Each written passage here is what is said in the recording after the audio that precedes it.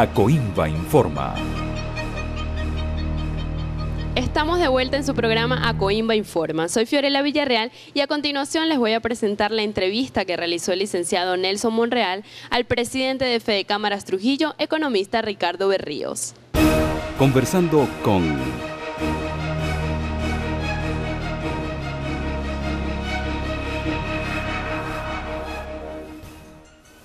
Buenas, seguimos con Acoimba Informa. En este segmento tenemos a nuestro segundo invitado, un amigo de la casa, el economista Ricardo Berríos. Ricardo, expresidente de Acoimba, actualmente presidente de Fede Cámaras Trujillo, también fue exdirector de Concecomercio y profesor universitario. Buenas, ¿cómo está, Ricardo? Bueno, muy bien, Nelson. Realmente nos encontramos en nuestra casa, como tú dijiste anteriormente, es la casa de todos los empresarios, la casa de los saberes, del conocimiento, de la formación y del crecimiento empresarial. Acoimba es y será por siempre la organización que rige la formación, el crecimiento y, por qué no decirlo, los destinos del empresariado municipal y trujillano. Bueno, esta es tu casa y siempre será tu casa. Así es. Bueno, vamos a lo que nos compete en materia económica.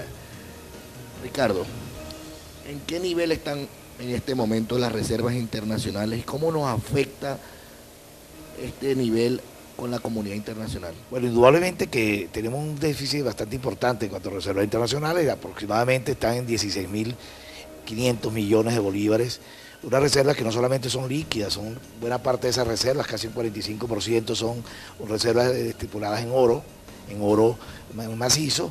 Indudablemente que lo manipulable, lo utilizable por parte del país está más o menos en 8.000 millones de dólares, eso indudablemente que son una cuantía muy baja para los compromisos que tiene el país. ¿Cómo nos ven internacionalmente? Pues nos ven internacionalmente como un país pobre, a pesar de que tenemos excelentes riquezas petroleras, nos ven como un país pobre, un país que tiene pocos recursos para poder afrontar sus compromisos financieros con el exterior y poder cubrir ese caudal de importaciones que en este momento se ha convertido el país a través del gobierno nacional.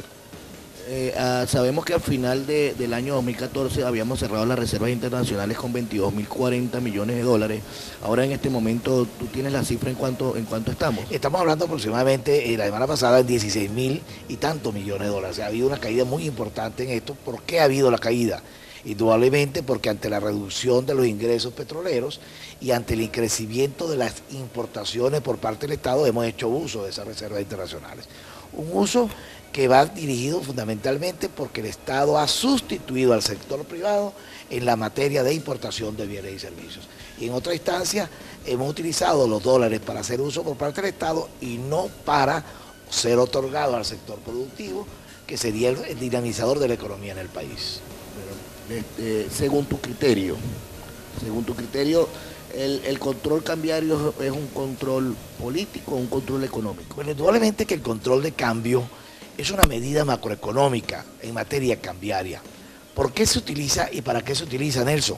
Pues indudablemente que el Estado tiene a su mano esta política cuando las reservas internacionales llegan a un nivel no manejable, cuando hay amenaza de fuga de divisas, porque no hay una política clara en ese sentido, el Estado apela a un control de cambios. Es una medida que debe durar aproximadamente entre 6 meses a 1 año, no más. En Venezuela tenemos mucho más de 11 años con un control de cambio, indudablemente que esto genera distorsiones en la economía. Hemos oído, no lo afirma el empresariado, no lo afirman los organismos importantes gremiales del país, hemos oído de dirigentes políticos de que el control de cambio se ha mantenido en el país más que como una medida macroeconómica, como una forma de tener al empresariado a la disposición del gobierno, a la disposición del gobierno todo el proceso económico del país y que por eso ellos siguen manteniendo este control de cambio. Hoy en día, desmontar este control de cambio no es fácil, Nelson. Se requeriría un plazo de 3, 4 años. ¿Una unificación? No, la unificación cambiaria sí va a venir, tiene que venir en el corto plazo. Pero es el primer paso. El primer paso, la unificación cambiaria es una de las medidas que nosotros estamos solicitando para que vengan en el país en el corto plazo. Tenemos que ir a un dólar 150, 160 bolívares la divisa. Eso es el primer paso, pero ya la eliminación del control de cambio tiene que ser un hecho gradual en mucho más de 4 años, porque te lo puedo afirmar que si el Estado de la noche a la mañana elimina el control de cambios, en menos de 24 horas nos quedamos sin un centavo de dólar en la Reserva Internacional, porque hay muchísima liquidez en el país, muchísima liquidez. Ese es el gran problema. Ese es el gran problema que el tenemos. subsidio que le da el Banco Central. Indudablemente que sí. Tenemos dos tipos de cambio absurdos. El 630 es absurdo y el 200 es absurdo del CIMADI. Ambos son absurdos, sin nombrar el paralelo que está en el orden de los 400. Pero eso es absurdo.